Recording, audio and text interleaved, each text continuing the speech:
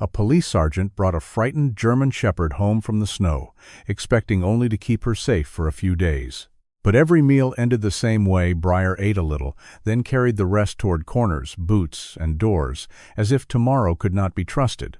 Corbin Ashford understood more of that fear than he wanted to admit, because his own future had been sitting unopened in medical envelopes on the kitchen counter. Then, a winter storm closed around Silverpine, and routine wellness visits for elderly residents began to look disturbingly different from what the records claimed. As roads disappeared beneath the snow, Corbin learned that sometimes the most dangerous mistake is assuming someone else has already knocked on the door. And while Briar slowly learned that food, shelter, and people could still be there tomorrow, Corbin began deciding whether he was willing to believe the same thing. If you have a touching or unforgettable story about an animal you love, share it with us, and don't forget to like, share, and subscribe to the channel. By 4 in the afternoon, Silverpine looked almost too bright to be cold. Sunlight struck the new snow piled along Main Street and bounced against storefront windows hard enough to make drivers lower their visors. Roofs wore clean white edges. Pines on the western ridge carried heavy layers of powder without moving. Beyond town, the Idaho mountains stood blue and sharp beneath a cloudless winter sky. Sergeant Corbin Ashford had spent most of the afternoon dealing with things too ordinary to remember. A delivery truck blocking an alley. A minor fender bender outside the pharmacy. A woman convinced someone had stolen her trash container until her neighbor admitted the wind had rolled it halfway down the block. At 47, after more than 20 years in uniform, Corbin had learned that police work was mostly made of small problems, arriving one after another, and asking to be taken seriously.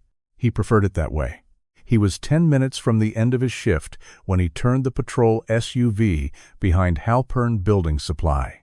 Something moved beside the dumpsters. Corbin glanced over, then looked again. A young German shepherd stood in the dirty snow between a wooden pallet and a green commercial trash container. She was thin enough that the wet fur along her sides showed too much shape underneath. Her coat looked pale cream and gray beneath road grime, with a darker saddle running unevenly across her back. One ear stood upright. The tip of the other leaned slightly outward. But Corbin barely registered any of that at first. A large, clear plastic food container was stuck over her head. Dumb. He eased the cruiser to the curb. The container had probably held pretzels or bulk snacks once. The bottom extended several inches beyond the dog's nose, while the opening had slipped behind her ears and become trapped around the upper part of her neck. The plastic was cracked along one side. Enough air seemed to be getting through. Food was the problem. A torn paper sack lay beside the dumpster. The shepherd could smell whatever was inside it. She lowered her head. The bottom of the container hit the snow before her mouth reached the bag. She pushed harder. Plastic scraped across ice. The bag shifted away. She followed. Again. The container struck the ground. Again. Nothing. Corbin switched off the engine. Before he could open the driver's door, a young employee came out carrying flattened cardboard. The kid saw the dog and stopped. Oh man. Corbin lowered his window. Don't rush her. The employee, maybe 25, lifted both hands. I'm just going to get that thing off. Don't. Too late. The man took 2 careful-looking steps toward the shepherd. Her reaction was immediate. Her entire body dropped, tail tight beneath her, shoulders compressed. Then she ran, not toward open space, away from the man. The container struck a metal post as she turned, producing a hollow crack that sent her sideways. She recovered and disappeared into a narrow service passage between the rear wall of the store and a retaining wall. The employee stared after her. I wasn't going to hurt her. I know. Corbin opened his door. His body camera was still running from the patrol shift. He touched the radio microphone clipped high on his vest. Dispatch, Ashford. Go ahead. Found dog behind Halpern Building Supply. Young German shepherd, possible dehydration, plastic container trapped around the head. Have County Animal Control respond. Copy. Animal Control notified. Corbin looked at the employee. Stay here. The man nodded. Corbin headed toward the passage. He didn't hurry. That mattered. The shepherd had not reacted like an animal simply trying to avoid capture. Corbin had seen loose dogs turn a parking lot into a game before. Some ran because running was fun. Some barked and circled. Some immediately surrendered to anyone holding a sandwich. This dog had watched the employees' hands. She had watched the distance between them. And when that distance disappeared, she had fled, as though the approach itself was the danger. The passage behind the building narrowed quickly. Snow had drifted between the walls, untouched except for the dog's uneven tracks. Corbin followed them around a utility enclosure. Then he saw her. The passage ended against a wind-blown drift, nearly 4 feet deep. She had tried to climb it. The marks in the snow showed 2 attempts, maybe 3. Now she stood sideways at the base of the drift, breathing hard inside the clear plastic. Corbin stopped 6 yards away. The shepherd turned. Through the scratched container he could see her eyes. Amber. Maybe hazel in better light. Exhausted. Still watching him. "All right," Corbin said quietly. Her ears shifted. He didn't say anything else. He lowered himself into the snow. Cold immediately pushed through the knees of his navy uniform pants. He ignored it. The dog remained standing. Corbin looked slightly to her left instead of directly at her face. No commands. No clicking his tongue. No cheerful voice promising everything was fine. He had spent enough years talking to frightened people to know that reassurance meant very little when it arrived before trust. The shepherd lifted one front paw and scraped at the container. Once. Twice. The plastic did not move. She tried again. Her paw slipped. For one strange second, Corbin expected her to keep fighting. Instead, she stopped. Her back legs folded first, then the front. She lowered herself into the snow. Her head remained upright inside the container for several breaths. Then, even that became too much. The plastic rested against the drift. Corbin felt something tighten beneath his ribs. Not panic. Recognition of a kind he did not particularly want. There were different ways to stop fighting. Some were loud. Some were quiet enough that nobody noticed. He had become familiar with the second kind. Corbin touched his radio. "Dispatch, update animal control. Dogs becoming increasingly lethargic. Copy. Ida approximately 12 minutes. 12 minutes. Corbin looked at the shepherd again. Too long to do nothing. Possibly too short to do the wrong thing. He slowly removed one glove. The dog noticed immediately. Her head came up. Corbin stopped moving. Ease. The word came naturally, not as a command, just a sound. The shepherd trembled. Corbin rested his bare hand on his knee. Nothing happened. 30 seconds passed. Then another. He reached into the cargo pocket of his duty pants and removed a compact multi-tool. The shepherd's shoulders tightened. Corbin froze again. "Yeah," he murmured. "I saw that." The corner of the plastic was already split. If he could widen the existing crack instead of cutting near her face, he might be able to bend the rim away from her ears. But first he had to get close enough. Corbin shifted forward, perhaps 6 inches. Stopped. The shepherd watched. Another few inches. Stopped again. It felt ridiculous in a way he respected. Corbin had stood between furious adults who were seconds from hitting each other. He had walked into houses where nobody wanted a police officer inside. He had given orders while people screamed at him. None of those situations had required quite this kind of patience. Here, authority was useless. The badge meant nothing. The shepherd did not know what a sergeant was. She knew only that a man was approaching. Corbin advanced until he was close enough to touch the outside of the container. He extended 2 fingers. The plastic clicked beneath them. The dog flinched violently. Corbin pulled his hand back. "Okay." He waited again. When he tried the second time, the shepherd did not move. Corbin opened the multi-tool. He placed the cutting edge into the existing crack, safely away from her skin. One shortcut. Stop. Another. Stop. The dog breathed fast but remained still. Almost there. The plastic flexed. Corbin widened the crack, then carefully bent one side outward. The rim loosened behind the shepherd's left ear. One more bend. The container came apart. It dropped into the snow. For a moment, the dog did nothing. Then she jerked her head once, twice, as if expecting the invisible barrier to still be there. Air touched her face. Her ears lifted.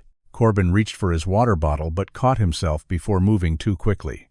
He set the bottle down first, slowly. then poured a small amount into the collapsible bowl from his patrol kit. He slid it toward her and moved back. The shepherd stared at the water, then at him, then at the water again. She crawled forward rather than standing. The first drink was cautious. The second was not. "Easy," Corbin said. He wasn't sure whether he meant the dog or himself. By the time County Animal Control arrived, the sun had begun sinking behind the western ridge. The temperature dropped with it. A white county pickup stopped behind Corbin's cruiser, and Animal Control Officer Tessa Boone approached carrying a slip lead and insulated blanket. Corbin gave her the short version. "No aggressive behavior?" "None toward me."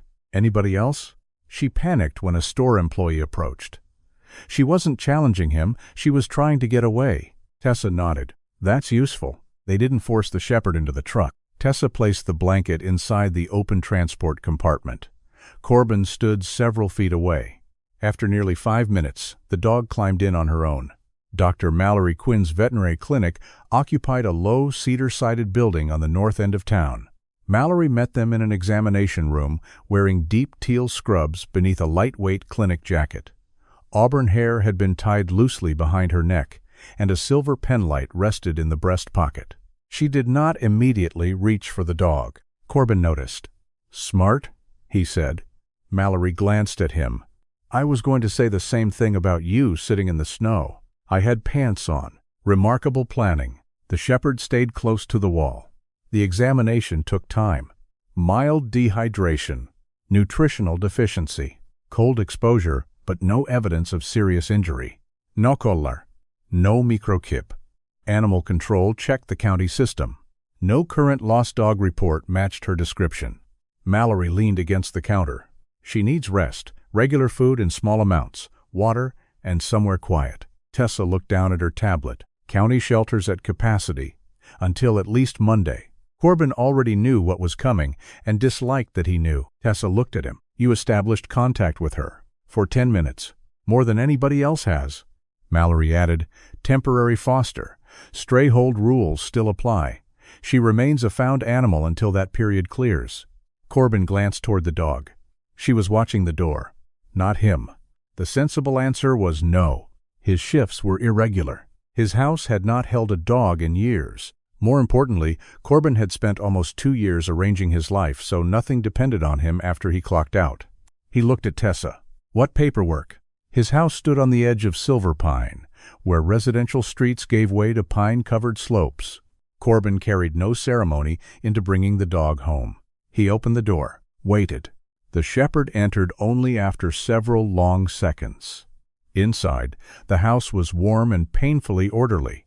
Corbin put a folded blanket beside the living room heater. A water bowl near the kitchen. Soft food several feet away. The dog ignored the blanket. She crossed into the dining area, found the narrowest space beneath the old oak table, turned once, then settled with her back against the wall. Her face pointed directly toward the front door. Corbin removed his patrol jacket. His black analog watch showed nearly 9. He stood at the counter with one hand around the dented steel thermos he had carried home from work. The shepherd watched him from under the table. He looked at the pale cream-gray coat, the uneven charcoal saddle, the single ear that tilted slightly outward. A name came to him without much reason. Briar. The dog's upright ear moved. Corbin waited. Nothing else happened. Could be worse. Briar lowered her head onto her paws. Later, Corbin turned off the kitchen light and went upstairs. The house settled around him. Pipes clicked. Wind moved softly along the eaves. For nearly 2 years, Corbin had known every sound the place made because there had been so few of them. That night, lying awake in the dark, he heard something new from downstairs. A slow breath. A pause. Another. Small. Uncertain. Alive.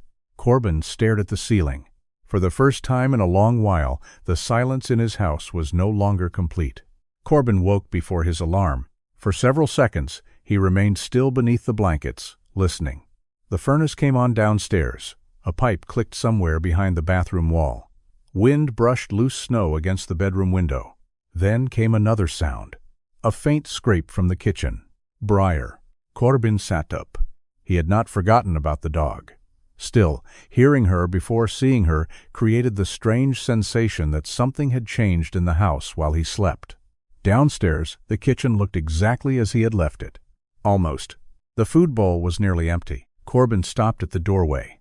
Well, Briar lay beneath the dining table, her pale amber-hazel eyes following him from the shadows.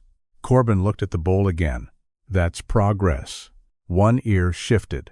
He poured coffee into the dented steel thermos he normally carried to work and leaned against the counter. For a brief moment, he felt something surprisingly close to satisfaction. Then a spoon slipped from his hand. Corbin crouched to pick it up. That was when he saw the kibble. A small pile had been pushed against the baseboard beneath the table, far enough into the corner that he would have missed it standing upright. Corbin stayed crouched. There was too much food there for the nearly empty bowl to mean what he had thought it meant. He looked toward Briar. The change in her posture was immediate. Her head lowered, her shoulders tightened. Her eyes moved from him to the food and back again. Corbin knew that expression. Not specifically from dogs. From people who expected the next few seconds to cost them something. He straightened. Keep it. Briar did not move.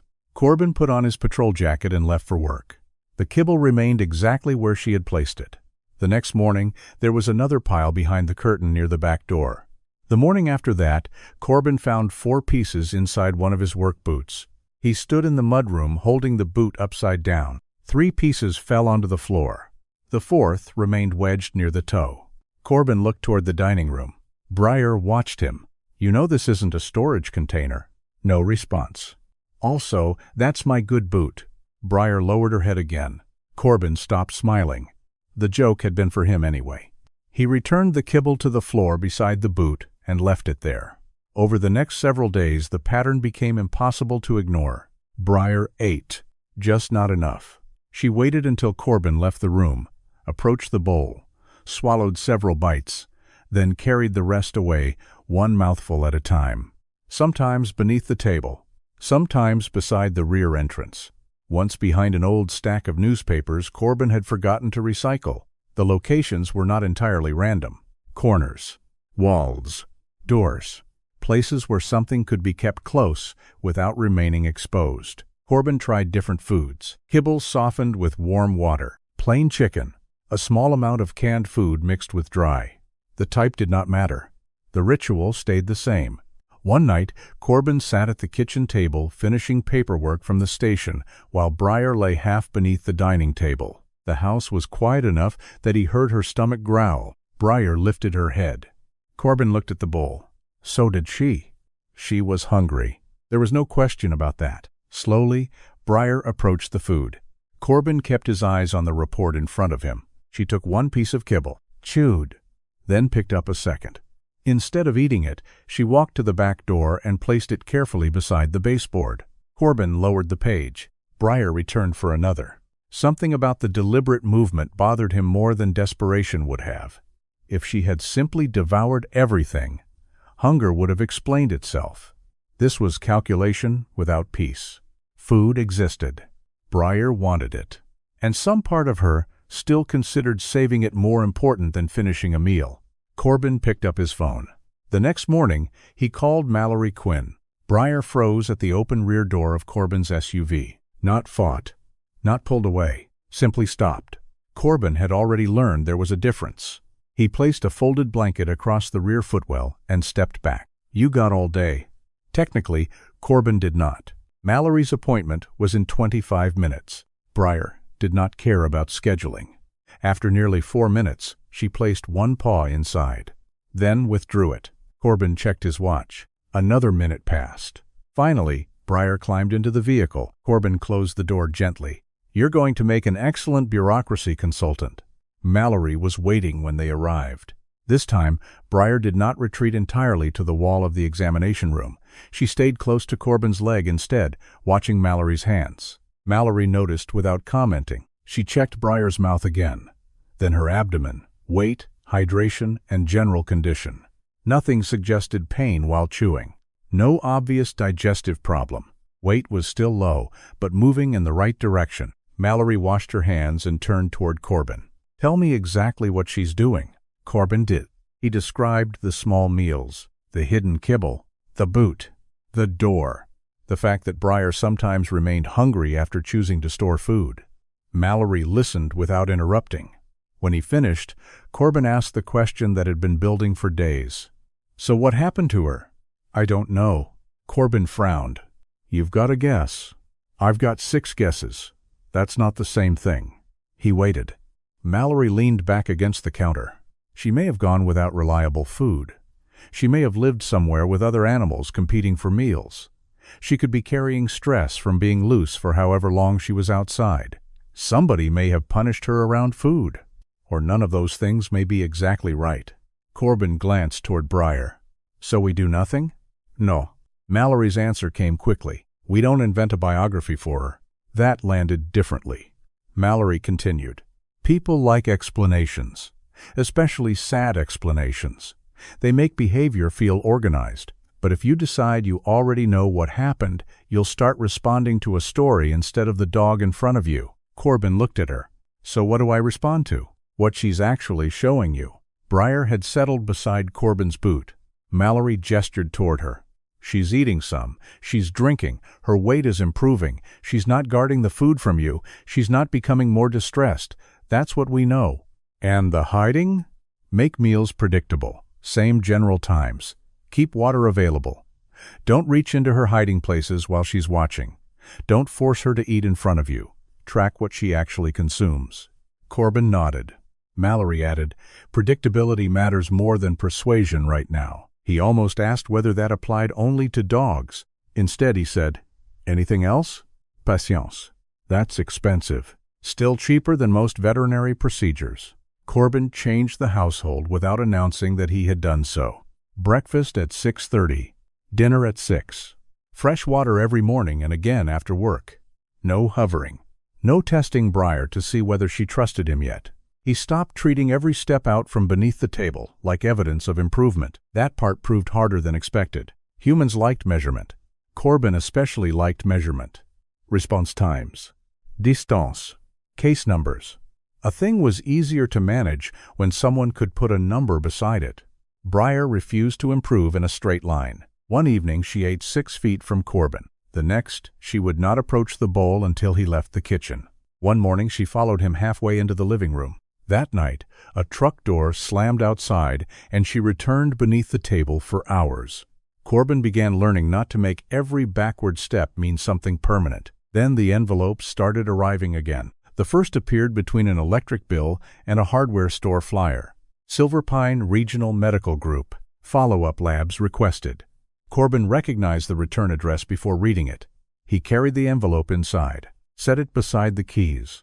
The following week brought another. Specialist referral enclosed. That one went beneath the first. Then, please call to schedule. Corbin carried it into the kitchen.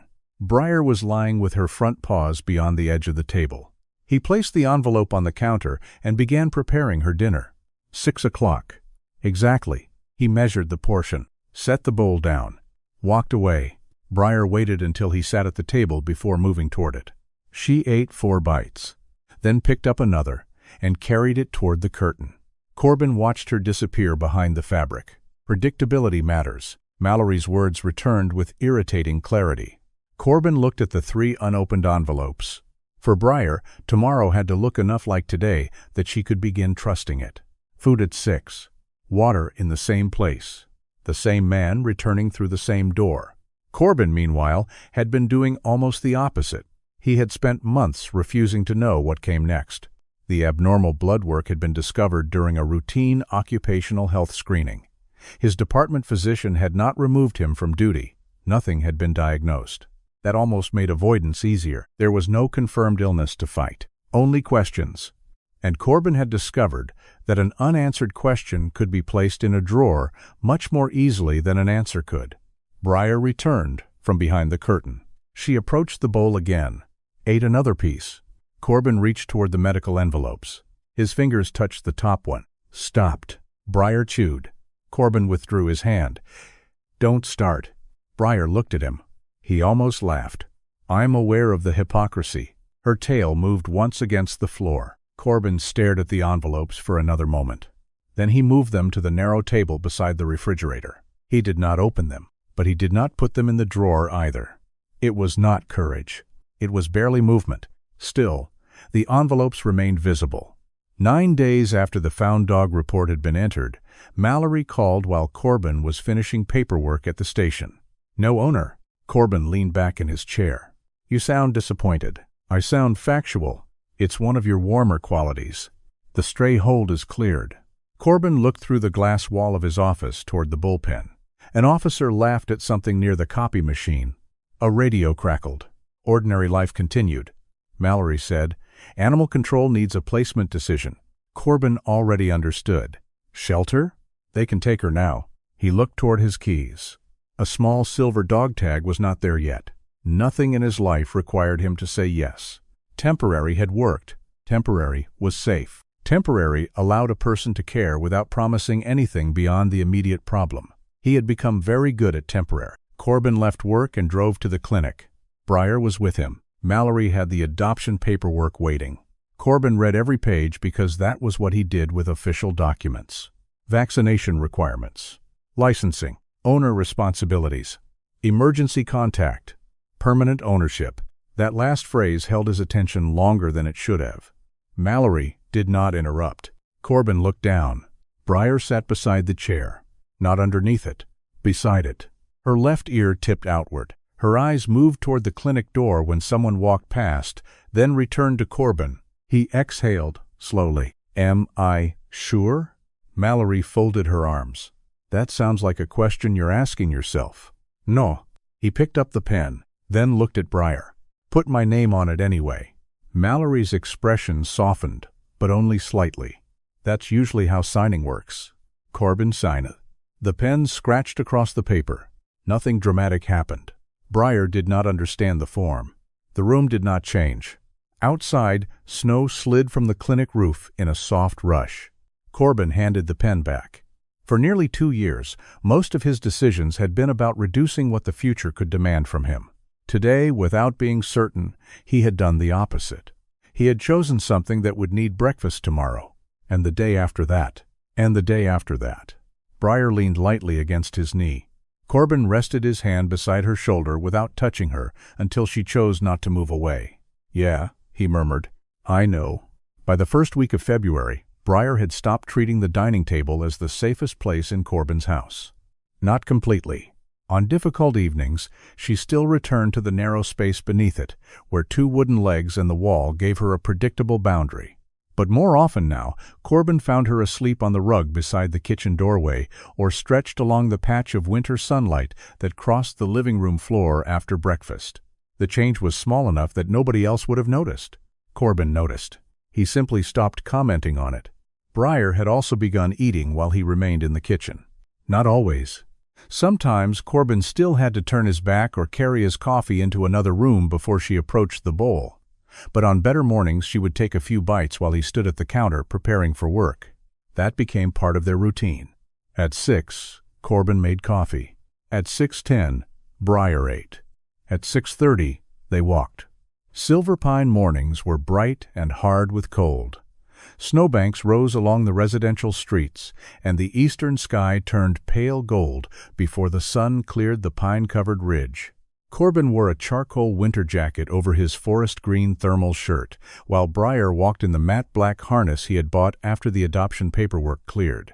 Dark navy trim ran along the edges, but there was no K9 patch, no department marking, nothing suggesting she had any official purpose. She was simply Briar, the dog who stopped every 20 feet to examine the world as if somebody might have rearranged it overnight. Their neighbor Wesley Trammell began joining those mornings by accident. At least Wesley claimed they were accidents. The 68-year-old retired electrical lineman lived one property over in a weathered cedar house with a workshop behind it. He had thick white-gray hair that refused to stay beneath his knitted cap, a short gray mustache, and the large, scarred hands of someone who had spent decades repairing power lines in weather that sensible people watched through windows. The first time he encountered Corbin and Briar, Wesley was carrying a grocery box toward his truck. New partner? No. Roommate? No. Wesley looked at Briar. Landlord? Corbin kept walking. That one's possible. Wesley volunteered with the county's winter outreach network. Several days each week, he delivered groceries, replaced smoke detector batteries, checked space heaters, cleared porch steps, and performed the sort of practical favors that allowed older residents to remain independent a little longer. He never tried to touch Briar. Corbin appreciated that before Briar did. Wesley would simply stand several feet away, talk to Corbin, and occasionally address the dog without leaning toward her. "Morning, criminal." Briar watched him. "You don't know me well enough to judge," Wesley added. Within a week, Briar stopped stepping behind Corbin whenever Wesley appeared. A few days later, she sniffed Wesley's glove when he rested his hand against the side of his truck. He did not move. "I'm honored." "Don't make it weird," Corbin said. "Too late." Those exchanges became another small part of the morning. Then, February 7th arrived. Corbin knew the date before he looked at his phone. For almost 2 years, his body had remembered it first. He woke earlier than usual and remained in bed listening to the quiet house.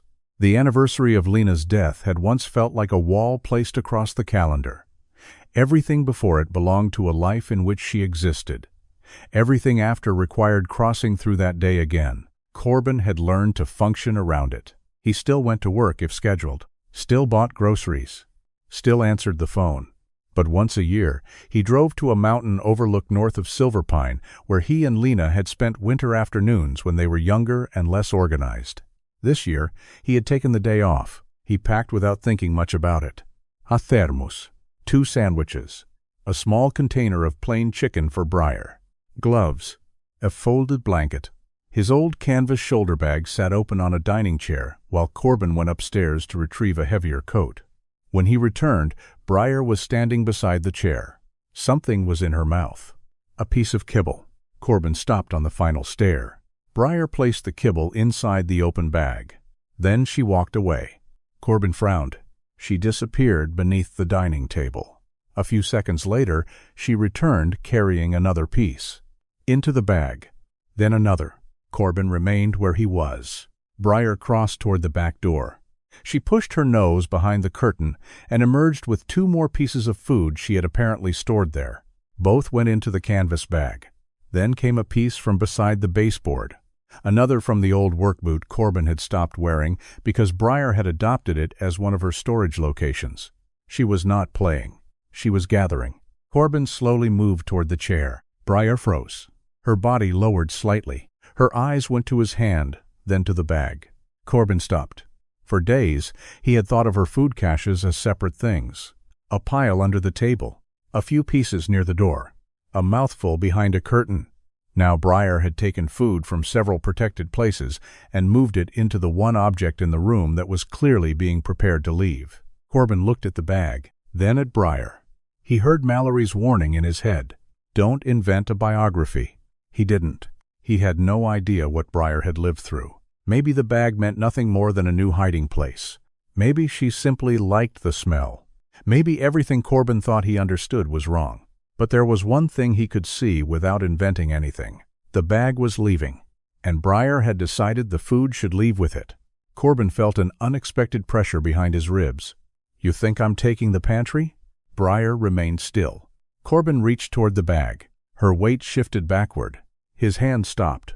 He closed the outer flap without disturbing the food she had placed inside. Then he picked up his coat. "You want to come?" Briar looked at him. Corbin opened the front door. Cold air entered the house. He did not call her. After several seconds, Briar stepped into the hallway. Then onto the porch.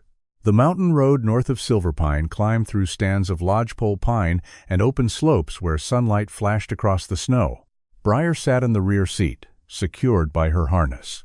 She watched the scenery with a seriousness Corbin found almost funny. "It's Idaho," he said, "mostly trees." One ear turned toward him. "That's the full tour." The overlook was empty when they arrived. Corbin parked near the trailhead and carried the canvas bag toward a granite shelf overlooking the valley. The sky was intensely blue. Far below, Silverpine appeared as a scattering of roofs and narrow streets surrounded by white fields. Corbin brushed snow from a flat section of stone and sat. Briar remained standing for several minutes. She sniffed the wind, checked the trail, looked back toward the truck. Eventually, she settled a few feet from him. Corbin opened the thermos. The steel was scratched and dented near the bottom. It had belonged to Lena. She had bought it at a gas station during a road trip after Corbin complained that every cup of coffee they purchased became cold before he finished it. She had presented the thermos to him like an award for outstanding achievement in complaining. Corbin had told her the lid leaked. She had stared at him. That's the spirit. The memory arrived so clearly that Corbin laughed before he realized he was going to. Briar lifted her head. Corbin looked toward the valley. For almost 2 years, when he thought of Lena, his mind had returned automatically to the final months. Appointments. Waiting rooms. Phone calls made too late at night. The exhaustion in her voice when she insisted she was fine. Grief had reduced an entire marriage to the part where it ended. Sitting beneath the clean February sky, Corbin remembered that Lena had also cheated shamelessly at cards. She had hated folding laundry. She once backed their car into the same mailbox twice in one winter. The second time she had gotten out, looked at the bent post and said, "That feels statistically unlikely." Corbin smiled. "Your mother would have liked her," he told Briar. Briar blinked. "Actually, Lena would have spoiled you until you became impossible." That seemed more accurate. He took out the chicken. Briar noticed immediately. Corbin placed several pieces on the folded blanket between them. Then he turned toward the view. No encouragement. No watching. A minute passed. Snow shifted softly from a pine branch somewhere behind them. Then Corbin heard Briar move. A sniff. Chewing. He kept his eyes on the valley. Another piece disappeared. Then another. No trip back toward the truck. No search for cover. No food carried into the canvas bag. She simply ate. Corbin felt the temptation to praise her and decided against it. Instead, he drank his coffee. Briar finished 3 pieces and stopped. Corbin closed the container with the rest inside. "This one's for tomorrow." The words came out casually. Then Corbin heard them. Tomorrow. He looked down at the container in his hand. Appointments belong to tomorrow. Plans belong to tomorrow. Answers belong to tomorrow. For months, Corbin had been arranging his life so he could avoid needing the word. Briar was watching the valley now. She did not seem impressed by the revelation. Corbin placed the container into the canvas bag. "Fine," he said. "Don't make a big deal out of it." Her tail moved once against the blanket. Back home, Corbin made a change. Not a dramatic one. At the hardware store, he bought 4 small food-safe containers with locking lids. He placed one beneath the dining table, one near the back curtain, one beside the mudroom wall, another close to the rear door. Each contained only a small amount of dry food. Briar examined them suspiciously. For the first day, she ignored all 4. On the second morning, Corbin found one new piece of kibble inside the container beneath the table. He left it exactly where it was. 3 days later, he moved the container 4 inches toward the feeding area. Briar noticed. She stared at the new position, then at Corbin. He continued making coffee. 2 days after that, he moved it another few inches. He never removed her reserves. He simply began teaching the room that safety did not have to stay hidden in corners. Meanwhile, Briar discovered a new interest. Objects. Specifically, objects that smelled strongly of people. A wool glove Wesley dropped beside the driveway. A knitted cap Corbin left on the bench. A scarf hanging too low from a coat hook. Once, a mitten that had fallen from a neighbor's porch. Briar did not chew anything. She carried each item carefully, sometimes several yards, then placed it down and sniffed it again. Wesley found this endlessly entertaining. One morning he discovered Briar standing beside his truck with one of his gloves. He pointed. "Silverpine's least competent thief." Corbin took a drink from his thermos. "She has 0 remorse. She has my glove." "Circumstantial." Wesley looked offended. "You're a police sergeant." "Exactly. Evidence matters." Briar walked past both men carrying the glove. Wesley followed. "You see? No respect for authority." Corbin watched them go. Something unfamiliar happened before he could stop it. He laughed. Not because the joke was especially good. Not because the morning was suddenly easy. Because his house, his driveway, his mornings, places that had grown painfully quiet, had begun collecting noise again. Boots on snow. Wesley's complaints. Briar's nails against the porch boards. A thermos lid clicking shut. None of it sounded important. Corbin was beginning to suspect that was precisely why it mattered. The blue glove was lying beside a white service van outside the Silverpine Community Center. Briar noticed it before Corbin did. They were halfway through their morning walk, moving along a shoveled path bordered by bright snowbanks. The sky had the washed-out blue that often came before a weather change, and sunlight flashed off the packed parking lot whenever a car passed. Briar stopped. Corbin felt the leash tighten. No.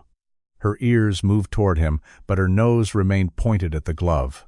The van carried the blue and silver logo of Summit Reach Senior Support, one of the county contractors responsible for non-emergency transportation, home support shifts, and winter wellness visits for older residents.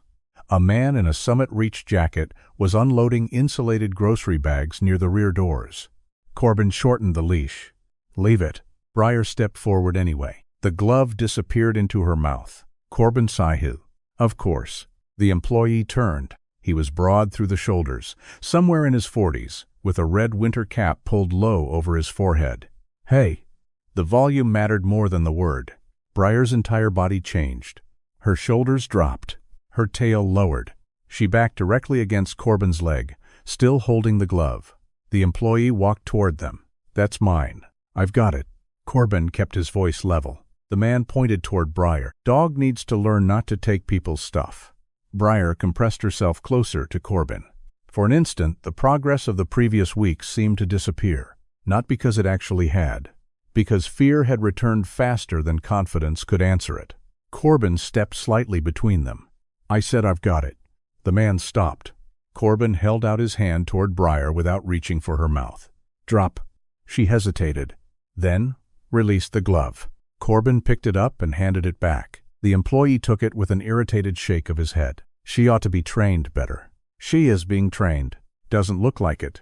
Corbin let the comment go. He had learned that being technically capable of winning an argument did not make every argument worth having. "Come on, Briar." She followed so closely that her shoulder brushed his pant leg for the rest of the block. That evening, she left half her dinner untouched. Corbin noticed. He did not encourage her, did not move the bowl closer, did not sit beside it. Near 11, he found 5 pieces of kibble beside the back door. The food container he had placed there had gone untouched for almost 2 weeks. Now the old location had returned. Briar watched him from the hallway. Corbin crouched. For a moment, disappointment rose automatically. Then he recognized it for what it was. His disappointment, not Briar's failure. He sat on the kitchen floor with his back against the cabinet. "All right." Briar remained several feet away. Corbin rested his arms loosely across his knees. "We start again." No test followed. No lesson. After several minutes, Briar walked into the kitchen and lay down where she could see him. Corbin stayed until her breathing slowed. Across town, Wesley Trammell had begun writing things down. At first, there had been only one thing worth remembering. Mrs. Celia Dunn, 76, lived alone in a narrow yellow house on Birch Lane and had spent 10 minutes complaining to Wesley that somebody from Summit Reach had apparently visited her without actually entering the building. Wesley had laughed. Celia had not. She showed him the paper left with her monthly service summary. Winter wellness visit completed. The date was 3 days earlier. "Were you out?" "I was waiting for my prescription delivery all afternoon." "Maybe they entered the wrong day." "Maybe." Celia folded the paper. "But nobody came Monday either." Wesley did not call it evidence. He did not call anybody a liar. He simply wrote the date in the small spiral notebook he always carried in his jacket pocket. 2 days later, another man in Wesley's volunteer route mentioned that a scheduled check had been listed as completed, although he had spent the entire afternoon watching television beside the front window. Then a third resident said a Summit Reach driver had supposedly transported her to a clinic appointment she had canceled the previous week. Wesley began making cleaner notes. Name, date, what the resident personally remembered, whether Wesley had spoken directly with them, whether a family member could confirm anything.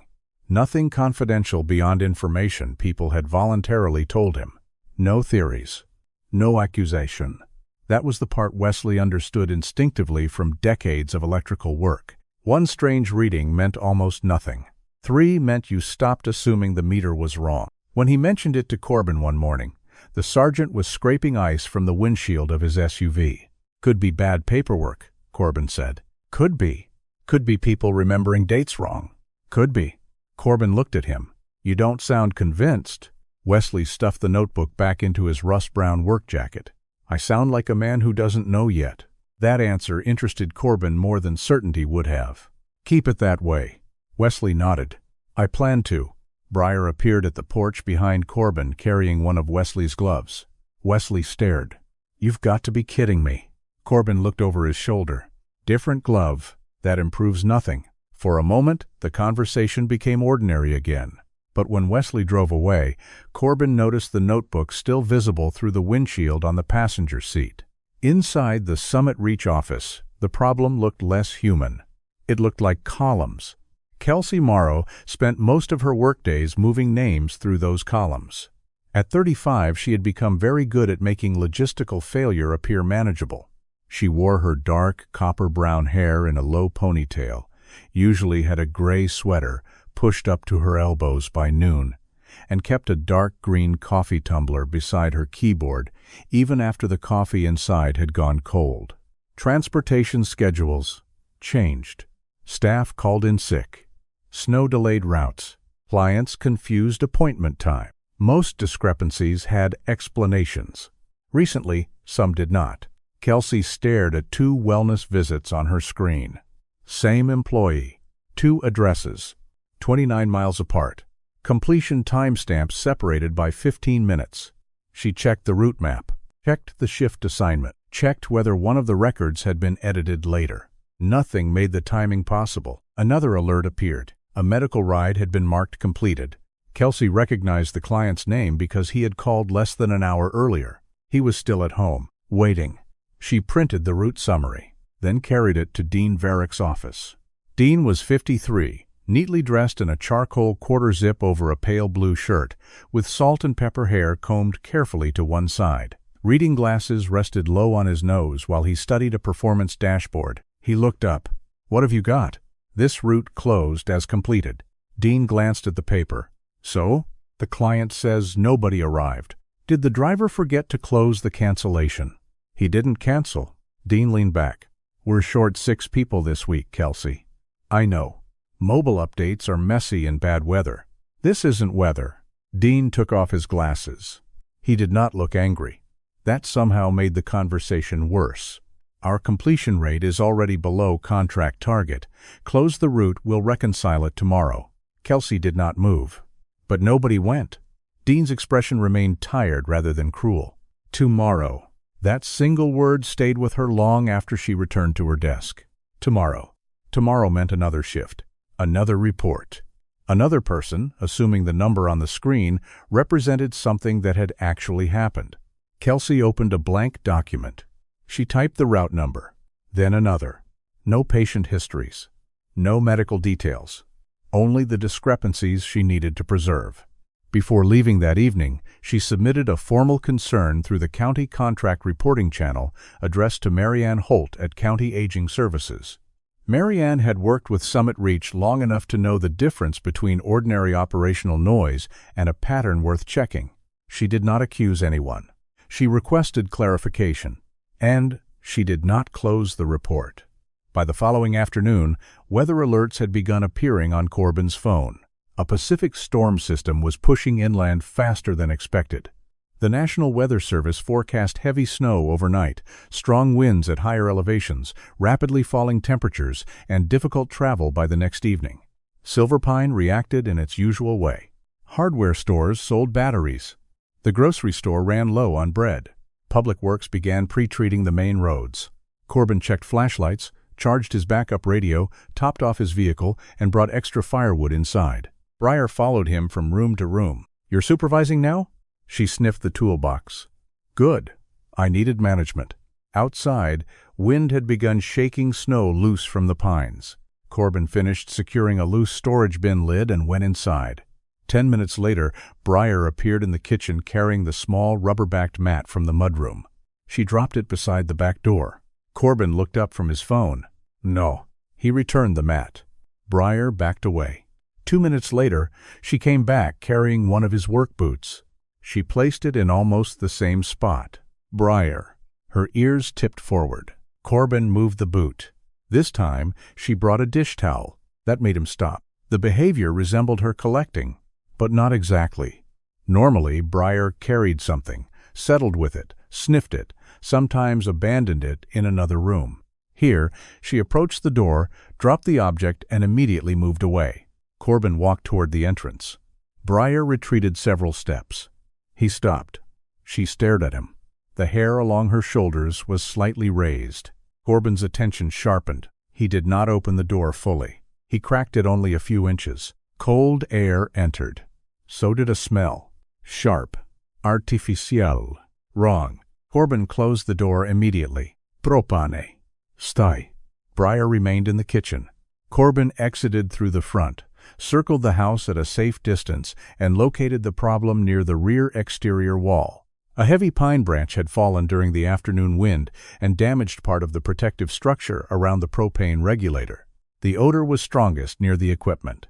Corbin shut off the supply at the tank from the safe access position, moved away, and called the utility emergency number. He did not switch electrical devices near the affected area, did not re-enter through the rear entrance. The utility dispatcher instructed him to keep the supply off and stay clear until a technician could inspect the system. Nothing exploded. Nothing dramatic happened. That was what unsettled Corbin most. By the time he returned through the front entrance, Briar was standing in the hallway. The mat, the boot, the towel. 3 ordinary objects placed near a door she had refused to approach. Corbin looked at her. For weeks, he had viewed Briar's unusual behaviors through the same lens. Fear, scarcity, uncertainty. Those explanations might still be true, but they were not the only possibilities. Briar had smelled something he had not noticed. She could not tell him propane was leaking. She could not point to a damaged regulator. So she had done what she knew how to do. Approach. Drop something. Retreat. Corbin crouched. Briar came closer. He rubbed the side of her neck only after she leaned into his hand. All right. Her tail moved once. You get 1 point. Corbin glanced toward the rear of the house. Still not allowed to steal gloves. Outside, clouds had begun covering the mountains. The bright winter afternoon was fading faster than expected. On Corbin's phone, another weather alert appeared. Heavy snow warning updated. He read it once, then looked toward Briar. For the first time, her strange habits no longer seemed to belong entirely to whatever had happened before she came to Silverpine. Some of them belonged to the world she was living in now. And sometimes, Corbin realized, the difference between fear and warning was whether someone bothered to pay attention. The storm arrived before Silverpine was ready to admit it had arrived. By 9 that evening, the clean blue sky of the afternoon had been replaced by a ceiling of white-gray cloud. Snow crossed the street sideways beneath the lamps, gathering against porch steps and filling tire tracks almost as quickly as vehicles made them. Corbin's propane system remained shut down until the damaged regulator could be inspected properly. Ordinarily, that would have been an inconvenience. Tonight, the electric backup heat kept the house warm enough. Corbin checked the thermostat twice anyway. Briar lay near the living room doorway, awake but quiet. The television was off. Corbin preferred the weather radio, which delivered information without attempting to make weather sound dramatic. Road conditions worsening. Wind increasing along the higher county roads. Residents advised to avoid unnecessary travel. Corbin looked outside. Excellent advice. Briar raised her head, which no one will follow. His phone lay beside the dented steel thermos. At 8:47, Corbin had texted Wesley. You set for the night? No response. At 9:26, he tried again. Storm's moving faster. You good? Still, nothing. That was unusual but not alarming. Wesley could turn a 5-minute repair into a 40-minute conversation, leave his phone beneath a stack of volunteer paperwork, or decide that answering messages encouraged people to send more of them. Corbin told himself all 3 explanations were more likely than anything serious. At 10:18, Briar stood. She did not go toward the back door. Instead, she crossed the living room to the side window facing Wesley's property. She stared through the glass. Corbin watched her. What? Briar moved to the front hallway, then back toward the window. Her ears were forward. Not frightened. Focused. Corbin checked outside again. Through the snow, he could barely make out the darker shape of Wesley's workshop behind the neighboring house. No lights in the house. A faint yellow glow came from the workshop. Corbin looked at his phone. Still no reply. Of course. He pulled on his winter jacket. Briar was already at the door. "You're staying." She looked up at him. Corbin stopped. A week earlier, he might have dismissed whatever had caught her attention as another strange habit. The propane incident had changed that. Not because Briar had become infallible, because Corbin had learned that unusual behavior deserved observation before explanation. He clipped a long lead to her harness. 5 minutes. The moment they stepped outside, Briar turned toward Wesley's property. Snow pushed against Corbin's face. The distance between the houses was not far, but the wind had already buried much of the narrow path Wesley normally kept cleared. Briar pulled harder. Eos. She did not slow. At the workshop, the side door stood partly open. Snow had blown across the threshold. A boot lay several feet away. Briar reached it first. She picked it up. Corbin recognized the dark brown snow boot immediately. Wesley's. Only one. Corbin's attention changed. Wesley? No answer. Briar dropped the boot and pulled toward the doorway. Corbin stopped just outside. Inside, a portable fuel-burning heater hummed near the wall. The air felt stale. Wesley lay near the workbench, several yards inside, but close enough to the large overhead door that Corbin could see him clearly. For half a second, instinct pushed Corbin forward. Training stopped him. Enclosed workshop. Fuel-burning heater. Partially closed space. Unresponsive person. Corbin backed away from the doorway and keyed his radio. Dispatch, Ashford. Send fire and EMS to Trammell residence, rear workshop. Possible carbon monoxide exposure. 1 adult down. The response came immediately. Copy. Fire and EMS responding. Severe road delay reported on Alder.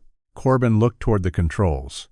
The heater's shutoff was mounted beside the entrance, reachable without moving deeper into the room. He switched it off. Then he raised the large workshop door from the exterior handle, opening the space to the storm air. Wind rushed inside. Wesley. Nothing. Corbin waited only long enough for the air movement to clear the entrance area. Wesley was near enough to the opening that Corbin could reach him without entering the back half of the workshop. He pulled the older man toward the threshold and out onto the packed snow. Briar remained several feet away, secured to a fence post where Corbin could see her. Corbin checked Wesley's breathing. Present. Shallow. Come on, old man.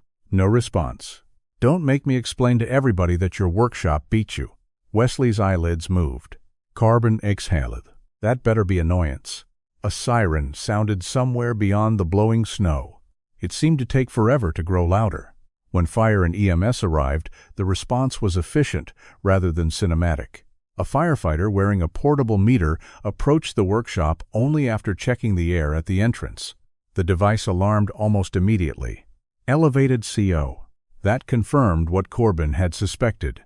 Paramedics moved Wesley into the heated ambulance, placed oxygen on him, and began assessing his condition. Corbin stood outside the open doors while snow collected on the shoulders of his jacket. Briar sat beside his leg now, her lead shortened. Wesley opened his eyes. The oxygen mask shifted when he tried to speak. Corbin leaned closer. Save your energy. Wesley lifted one hand weakly. Blue. What? Blue case. Corbin glanced toward the workshop. No. Wesley's eyes sharpened despite everything else. Cabinet. You're going to the hospital. Case. Corbin stared at him. Even half-conscious, Wesley somehow managed to sound argumentative. What is in it? People. That changed the question. Corbin looked toward the fire crew. Nobody entered until the workshop had been ventilated and the air was checked again. Only after the fire officer confirmed the entrance section was safe did Corbin retrieve the small blue plastic document case from a metal cabinet Wesley indicated. There were no Summit Reach records inside. No stolen files. No confidential databases printed out. Just Wesley's spiral notebook, several handwritten pages, and a county volunteer contact sheet containing information he was authorized to use. One page had 9 names circled in red. Corbin read the notes. No answer since Tuesday. Says visit never happened. Daughter unsure. Call again. Service summary says complete. Could not confirm. Wesley watched him from the ambulance. Corbin looked up. "You made a list." "I made questions." "That's a list. Don't start with the company." Corbin frowned. "What?" Wesley pulled the oxygen mask aside just enough to speak clearly. "Start with the people." The sentence cut through everything else. Corbin looked back at the names. Until then, Summit Reach had been an administrative concern. Potential bad records, potential missed services. Something Wesley had noticed, and Kelsey Morrow had apparently begun questioning through proper channels. But the storm changed the meaning. If a system showed that an elderly resident had already received a wellness check, another volunteer might reasonably assume there was no need to knock again. A dispatcher might prioritize a different address. A family member might believe somebody had already been there. Corbin looked beyond the ambulance. Snow was erasing the road. 9 names. Maybe all 9 were perfectly safe. That was possible. Tonight, possible was not enough. He replaced the mask over Wesley's face. "Go." Wesley grabbed his sleeve. "The notebook." "I've got it." "Don't lose it. You were unconscious on a workshop floor, and you're worried about stationery." Wesley's eyes almost smiled. "Good notebook." The ambulance doors closed. Corbin stood in the road holding the blue case. Briar looked up at him. For once, she had nothing in her mouth. Corbin did not begin calling the names himself. That was not his role.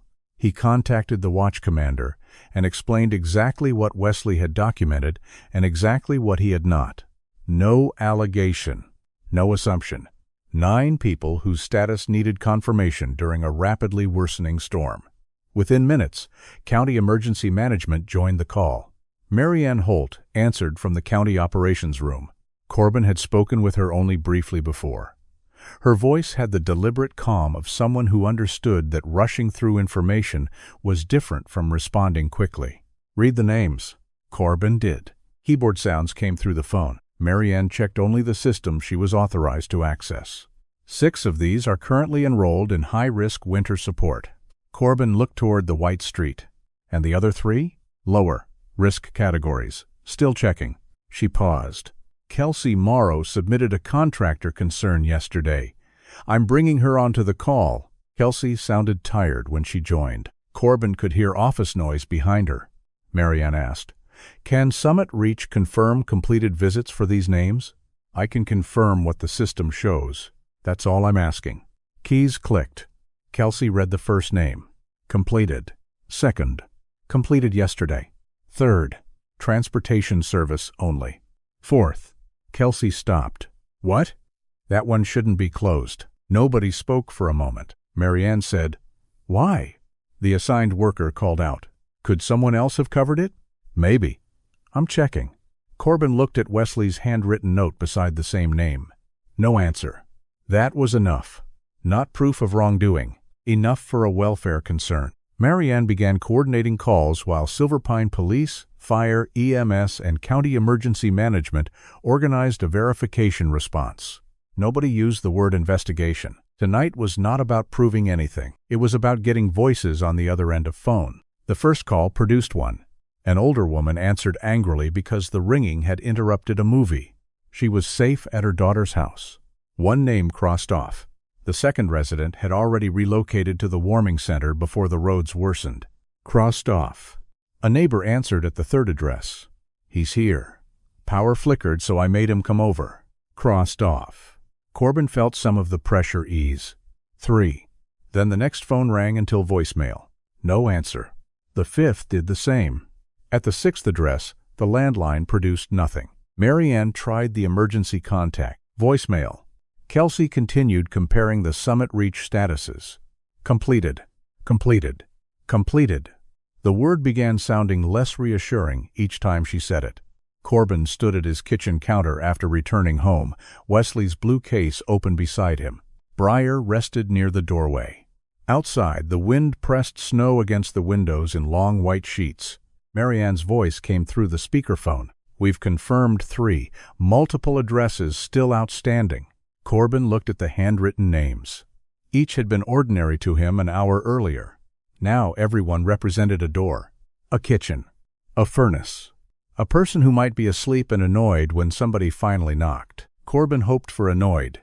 The weather radio issued another warning behind him. Travel conditions deteriorating rapidly. Marianne spoke again. We're moving from phone verification to field welfare checks.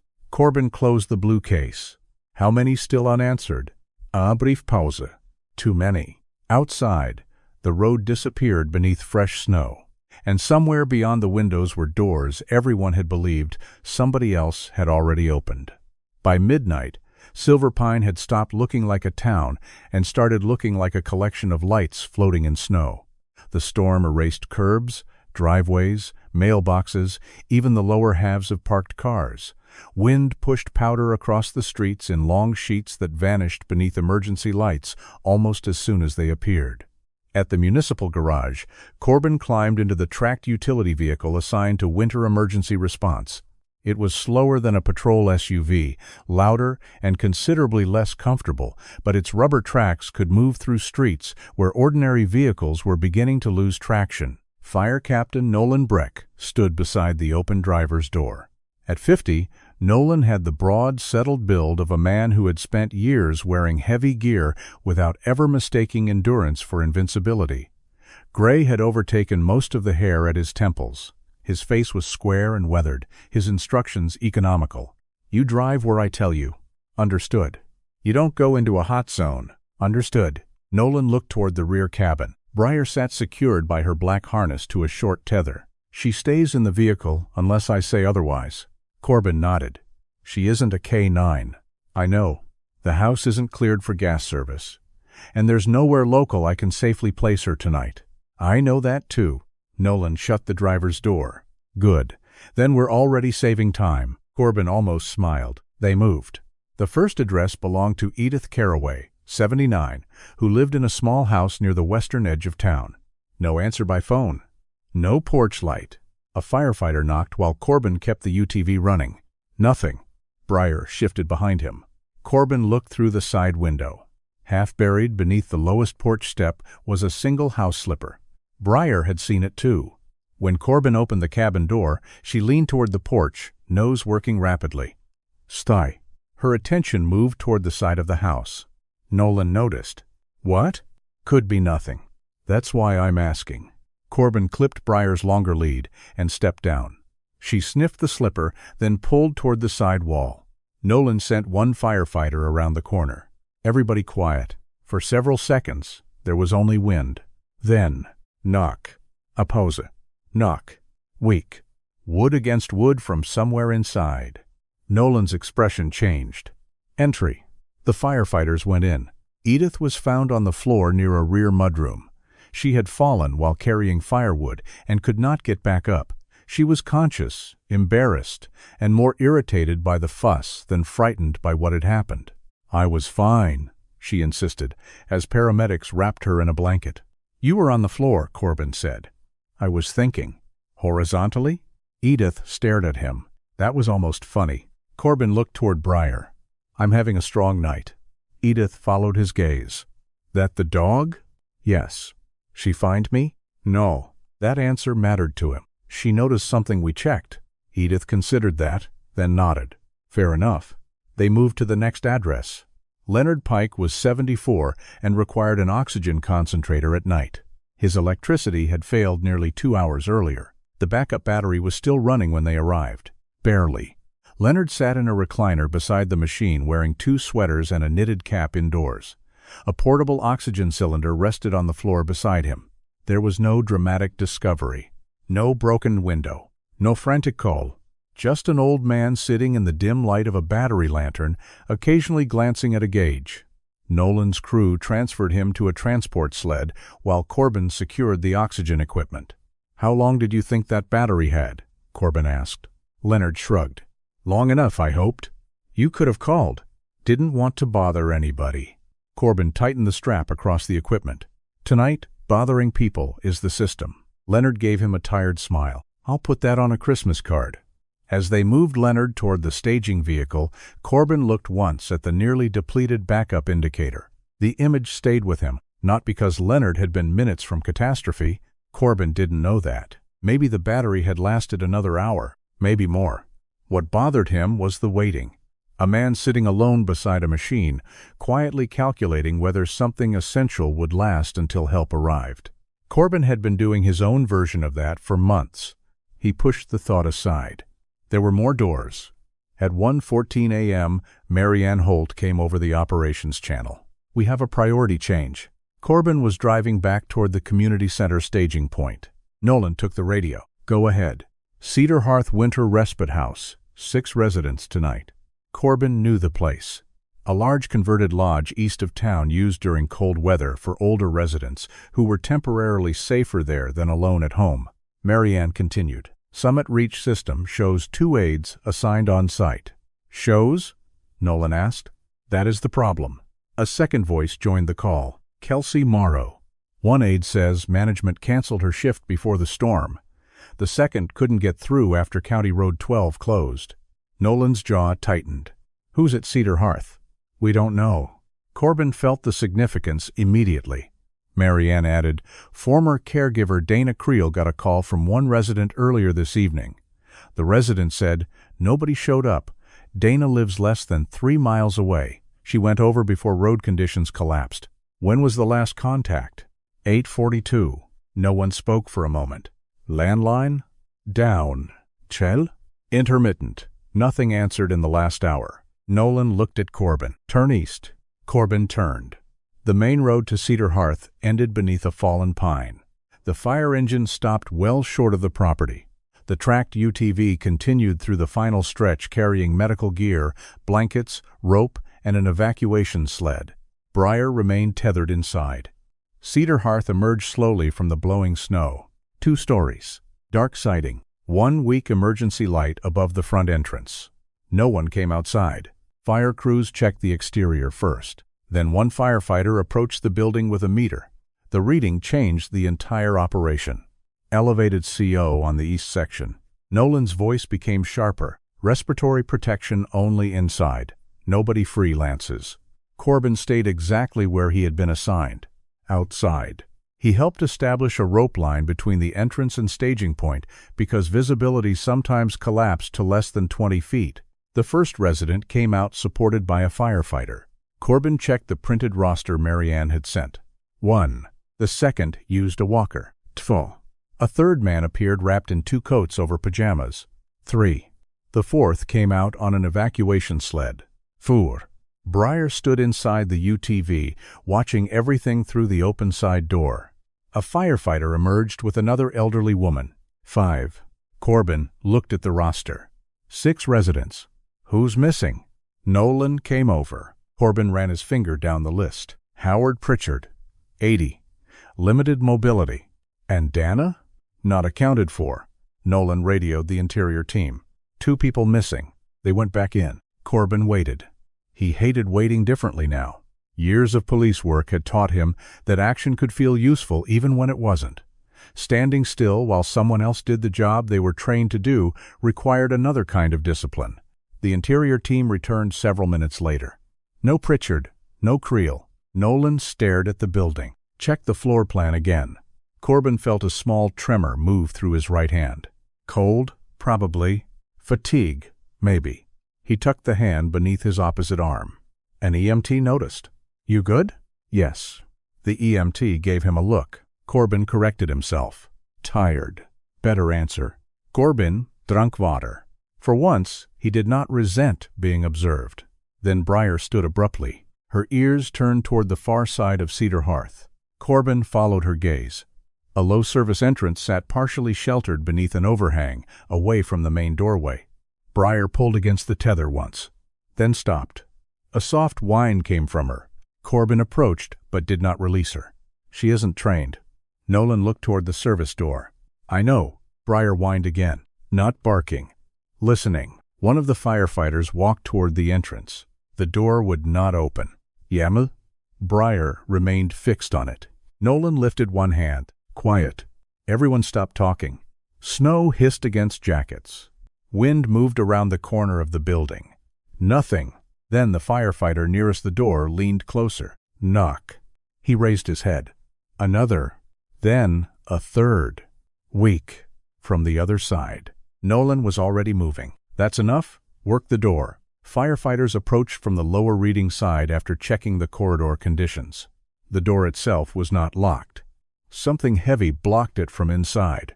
Through a narrow gap they could see metal shelving tipped across the service corridor. A woman's voice came faintly through. "Howard's here." Dana Creel. Fire crews began shifting the obstruction from the safer side. Dana had apparently reached Cedar Hearth before the storm worsened. When conditions inside deteriorated, she tried moving Howard Pritchard, who could walk only short distances with assistance, toward the service exit. The shelving had toppled after supplies shifted. They had been trapped behind it. Nolan established an anchor. "We need line tension." Corbin stepped forward. Nolan pointed at the snow just outside the threshold. "You stay there." "Understood. No crossing." "I heard you the first time." "Good. I enjoy repetition." A rope was passed to Corbin. He wrapped it correctly, checked his footing, and leaned his weight into the line. Inside, a firefighter set a leverage bar against the shelving. "Ready." Corbin tightened the rope. "Ready."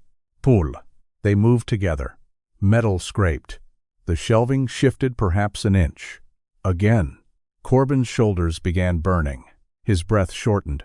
The old instinct arrived immediately. "Hide it. Keep going. Don't become the delay." Corbin looked at Nolan. "Kimitsen." Nolan nodded. Corbin released tension safely and stepped back. 10 seconds. He breathed. No apology. No explanation. Briar watched him from beside the UTV. 10 seconds later, Corbin took the line again. "Ready." The next pull opened the gap wider. Dana came through first. She was 38, dressed in a dark red winter jacket dusted with debris. Her thick dark hair had partly escaped its tie, and exhaustion had taken most of the color from her face. A paramedic reached for her. Dana turned back immediately. "Howard, we've got him." Howard appeared next on the evacuation sled, bundled beneath blankets. His boots crossed the threshold. Nolan looked at Corbin. Corbin checked the roster one final time. 6 residents. Donna. All present.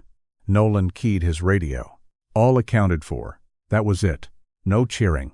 No applause. Just people returning to their jobs. Paramedics assessed Dana. Firefighters continued ventilating the building. Someone adjusted Howard's blankets.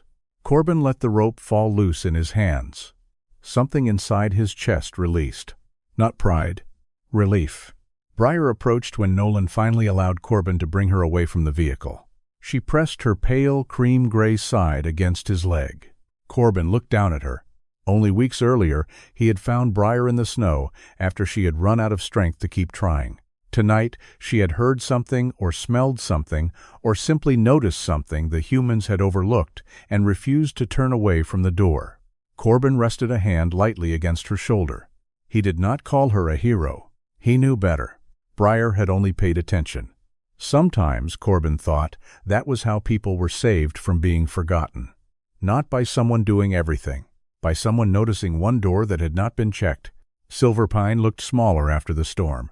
For 2 days, snowbanks stood higher than some mailboxes, and broken pine limbs leaned across fences, waiting for public works crews to reach them. County trucks moved slowly through side streets. Neighbors traded extension cords, shoveled one another's steps, carried groceries, and checked generators before the next cold night.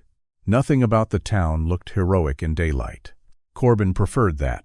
The work that interested him now happened after the emergency lights disappeared. A porch railing got repaired. An elderly resident returned from the warming center. Someone delivered soup without asking whether the person receiving it needed help.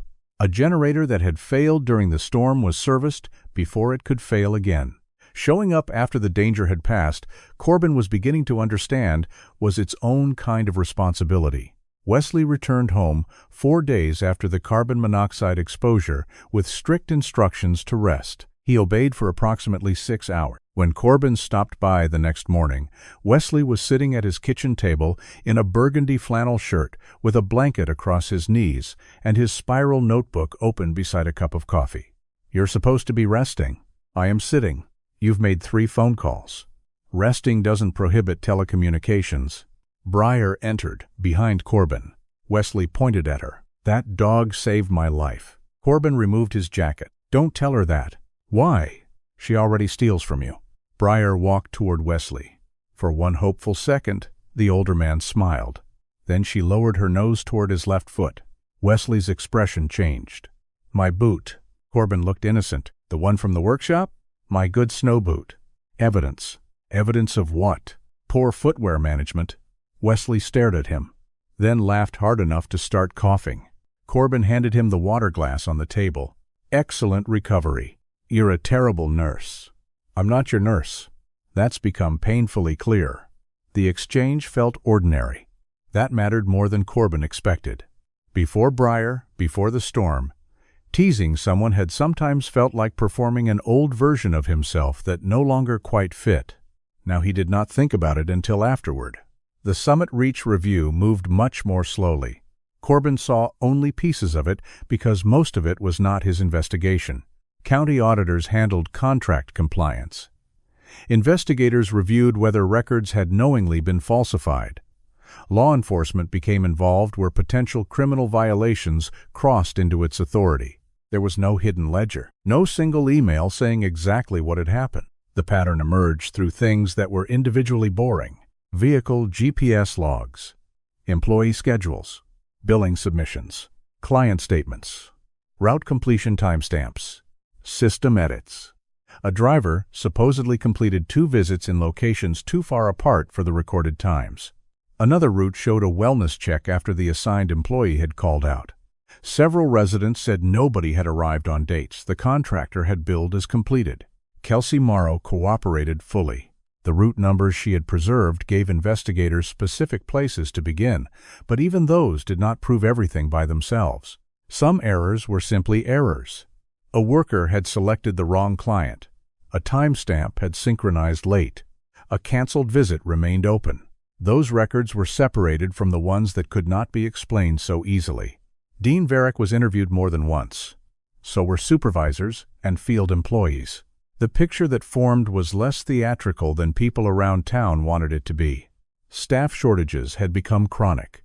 Managers had been judged partly on completion numbers. Unfinished routes made regional performance reports look bad. At first, some routes had been closed with the expectation that somebody would correct them later. Then later kept getting postponed. Some employees objected. Some quietly fixed records whenever they could. Others followed instructions because they feared losing hours or being labeled difficult. And some simply believed what everyone else seemed to believe. Someone would fix it tomorrow. The phrase reached Corbin through Marianne Holt during a county briefing. He stopped writing when he heard it. Tomorrow. He had spent months using that word as a place to put things he did not want to face. Summit Reach had done something structurally similar.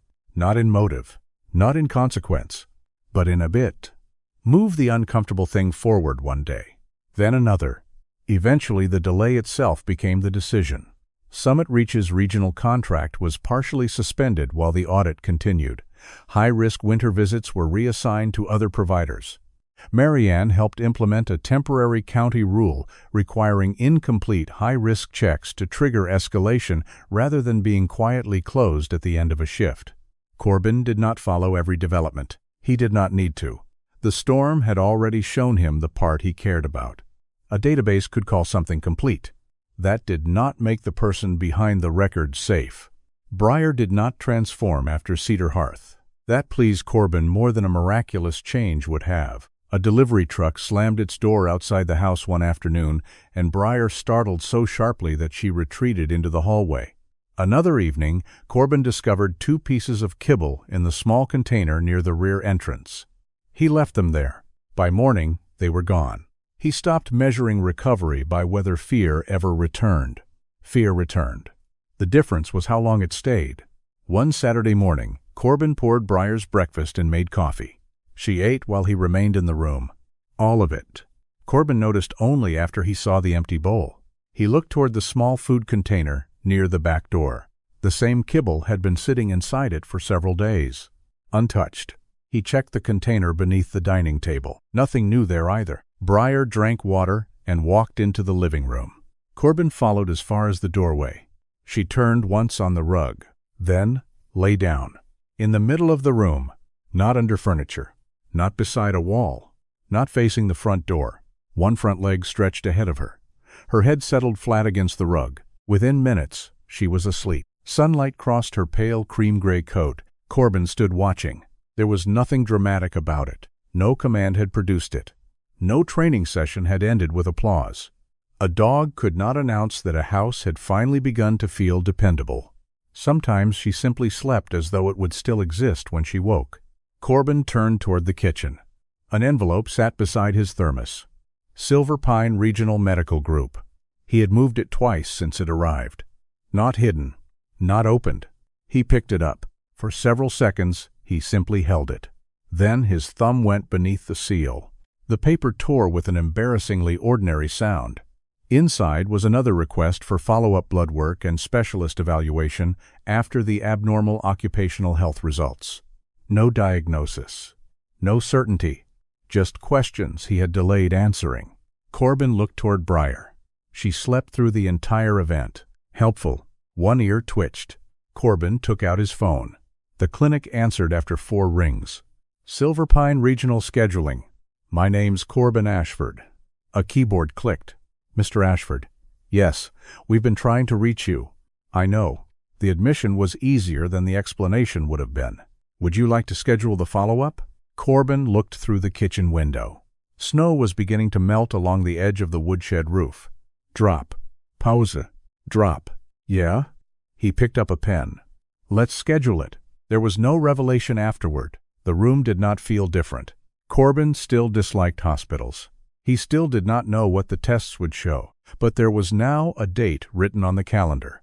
For the first time in months, uncertainty had somewhere to go besides a drawer. The follow-up did not produce a neat answer. The doctors repeated blood work and ordered additional testing. Some results were reassuring. Others required continued monitoring and consultation. Corbin remained cleared for duty, though his physician became considerably less impressed by his habit of postponing appointments. This time, Corbin attended them, not gracefully, but consistently. Wesley drove him to one appointment after snow made the mountain road unpleasant. Corbin got into the passenger seat and immediately said, "I can drive." Wesley started the engine. "I know." "Then why are you driving?" "Because I want coffee afterward." "That makes no sense." "Good. We're leaving." Mallory continued monitoring Briar's weight and general health. Marianne occasionally saw Corbin at county outreach events. On days off, he began helping Wesley with winter calls. Sometimes the task was useful enough to satisfy his old instincts. Repairing a loose wheelchair ramp, checking a backup generator, driving supplies after fresh snowfall. Other times, Corbin did nothing more impressive than carry food boxes or make coffee at the community center. He stopped ranking usefulness. Showing up counted. Spring arrived gradually. Snow remained on the north-facing slopes long after lawns in town began appearing again. Then, several months after Cedar Hearth, Corbin prepared for another medical appointment. His canvas bag rested open on the dining chair. Water. Paperwork. A book he probably would not read. Briar watched from the hallway. Corbin noticed where she was looking. Months earlier, an open bag had caused her to gather food from corners of the house and place it inside. Today, she only watched. Corbin poured breakfast. Briarachi. Every piece. He closed the food container and placed it back on the counter. No hidden portion. No trip toward the rear door. Corbin put on his charcoal overshirt and fastened the black watch around his wrist. Back later, Briar remained where she was. He picked up the canvas bag. Still nothing. At the front door, Corbin looked back. Briar walked into the living room and settled on the rug beneath a rectangle of morning sunlight. She did not follow. Corbin opened the door. Cold spring air entered. Then he left. The appointment was long. Nothing catastrophic happened. Nothing miraculous happened either. There were numbers. Question. Another appointment placed several weeks away. Corbin drove home late in the afternoon. As his SUV turned into the driveway, a cream-gray head appeared behind the living room window. Briar stood. Her ears lifted. Then her tail began moving. Corbin parked. By the time he reached the porch, she was waiting several feet behind the door. Nothing in her mouth. No mitten. No glove. No kibble. No object she had carried there because the door was closing. Corbin stepped inside. "Hey." Briar came forward. There was no emergency. No missing person. No unchecked address. Nobody needed rescuing. A man had left the house. A dog had waited. And the man had returned. Corbin set the canvas bag on the floor. Briar sniffed it once and walked away. He smiled. Months earlier, she had stored food because the next meal had never seemed certain enough to trust. Corbin had stored unopened medical letters because tomorrow had seemed easier when it remained undefined. Neither fear had disappeared. Maybe neither ever would entirely. But fear was no longer making every decision. Briar had learned that food could be eaten today because another meal could come tomorrow. Corbin had learned something almost as simple. A door could close behind him without becoming an ending. Sometimes, it only meant he intended to open it again when he came home. Sometimes the most important change in a life is not a dramatic rescue. It is simply learning to believe in tomorrow again. Briar learned that she did not have to save every piece of food because another meal would come. Corbin learned that he did not have to leave every difficult question unopened just because the answer might frighten him. Both changed through something ordinary, showing up again and again, until uncertainty no longer controlled every choice. Maybe there is something in your own life you have been putting off until tomorrow. A conversation, an appointment, a decision, or simply the courage to begin again. You do not have to solve everything today. Sometimes the next right step is enough. If this story stayed with you, tell us what moment meant the most to you in the comments. And if you enjoy stories about loyalty, second chances, and the quiet ways people find their way back to life, please subscribe to the channel. May tomorrow find you willing to meet it.